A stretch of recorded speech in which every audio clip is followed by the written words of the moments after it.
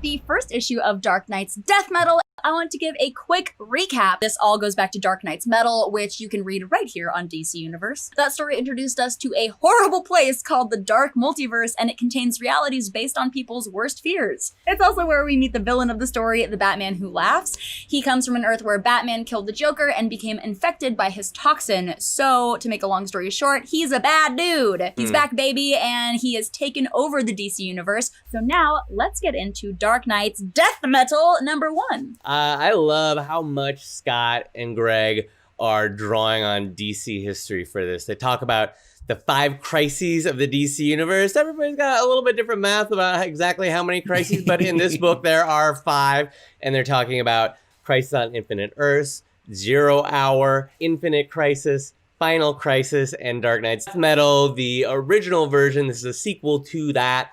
So they're talking about those 5. And they're talking about how these events in the DC universe, they're not just significant, they carry energy through the universe, and they're powering the events of this book. And they're calling this the anti-crisis. Hardcore DC fans can read a book like this and get all the references and be like, oh, that's a Blackest Night ring. That's so cool to bring characters back from the dead. There's Jonah Hex, or, oh, I know everything about Sergeant Rock. That's so cool. And for new readers, the hope is that they can get a story like this and get so intrigued by those 2-page layouts of like, wait, what are all these different crises and crises? What is it? I never read the original Crisis on Infinite Earths. I should go back and read that. I should go back and read Infinite Crisis. That's the ideal. That's the hope. That's the dream. So I hope that DC readers, old and new, can enjoy that. Yeah, read this and then go back and read the other things and then read it again and you'll enjoy it even more. I love it. You'll be busy for hours. Every DC comic book ever. Just read it. Just read them. It's not that hard. It. Now it is time to catch up with our good friend Harley Quinn.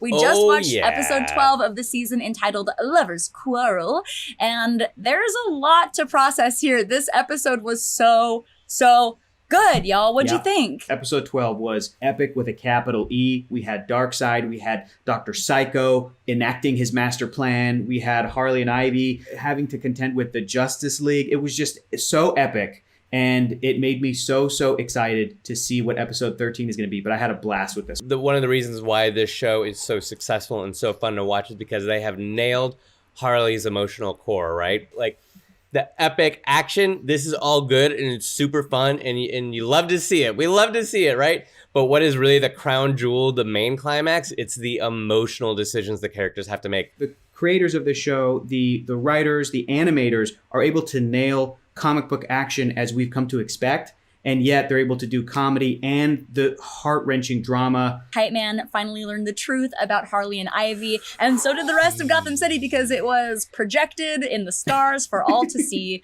And it was very graphic, and I loved it. Talk about receipts. Like it does not get any more receipty than that. Like taking the memories directly from her head and projecting it for everybody to see, even minors, which was not cool. And King Shark going, this is going to affect the crew dynamic in a messy and complicated manner.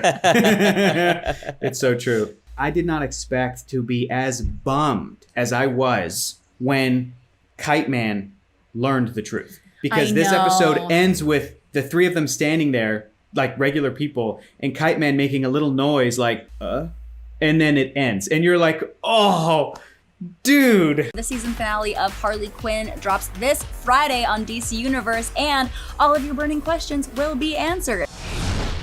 If you guys are looking for a fun animated series with nostalgia and that works for both kids and adults, look no further than Batman the Brave and the Bold, and gave us awesome team-ups, goofy scenarios, and showcased a more lighthearted Batman. The entire series is up on DC Universe right now, so we're going to be covering it all this week. We're kicking things off with one of the darker episodes in the series, Chill of the Night. This episode is a beast. It covers Batman's origin story, features an all-star voice cast, and I'm talking all-star, and has Batman confronting the murderer of his parents, Joe Chill. God, I just love this one to pieces. You kind of alluded there that this is a tiny bit out of character for the show. I love the overall tone of the show, very goofy, very Silver Age influence. But this one, despite being dark, still holds true to that vibe that I love from The Brave and the Bold. They really do showcase what makes Batman Batman, even in light of this very Silver Agey world. with a couple of different examples. And I think this is a great example of like, this is what makes Bruce Wayne a hero. This is what makes him Batman.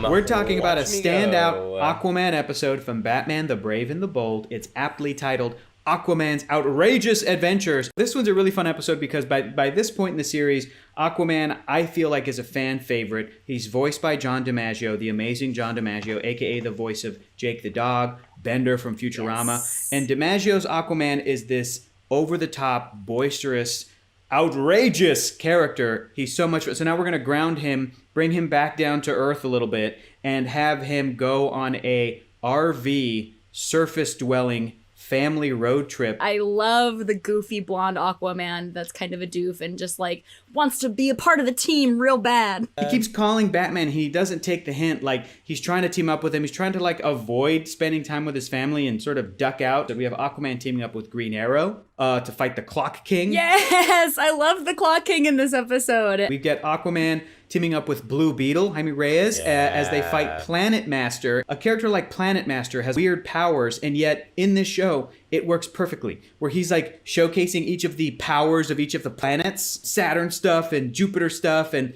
then I think Blue Beetle says, "You don't want to see the powers of Uranus." Like, that was really funny. Yeah.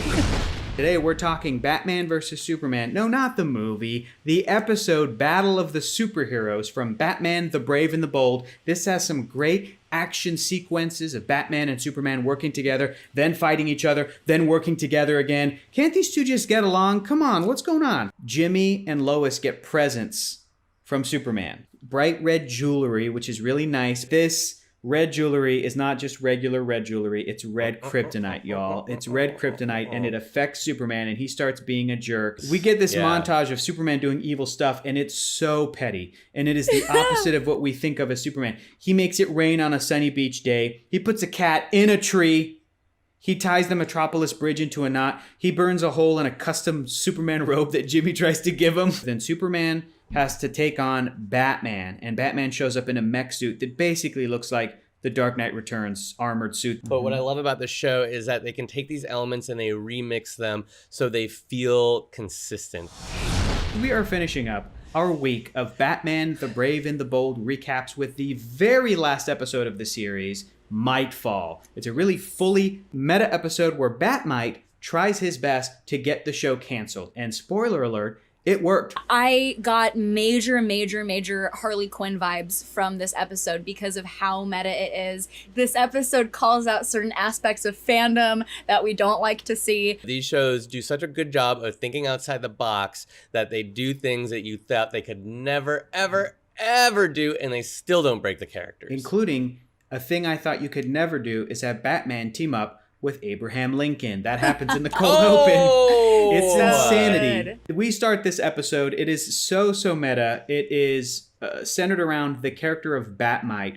He complains about being over this sort of lighthearted Batman series. He wants a dark and gritty Batman. We've heard this argument from fans before. It's a constant thing in the world of Batman. So he decides to mess with the show's universe to get it to jump the shark, literally. So he tries to get it canceled. And then the show it doesn't stop with the meta references. When Bat-Mite gives Batman in the show a wife and a kid, a cute kid character, you recognize that that's like a TV trope, that happens in TV, yes. when TV shows try to mix things up, or better yet, first we see Ace the Bat Hound, and then Ambush Bug's like, that's a normal Batman thing. That's not breaking any rules. That's okay. But then there's Ace's small nephew character, Punchy-Chi. It got really disturbing, all these changes to Batman, when they gave him guns. It felt so fundamentally weird. It would be worse than like walking into my parents doing it. Yeah. At the beginning of the show, Bat-Mite summed up why this show is so great. He summed up why Batman the Brave and the Bold is so great and why it's a love letter to Silver Age comics and to that vibe and that it's funny and it has heart. Ambush Bug sums it up when he talks about how, even though you're a fictional character, real or not, what you do in here matters. What makes an iconic character and why some characters are flashes in the pans and why some characters like Batman last for 80 years and beyond. Yeah. Characters who have very strong emotional cores are the ones who survive. Yeah. This whole episode is a testament to how strong and iconic Batman is as a character.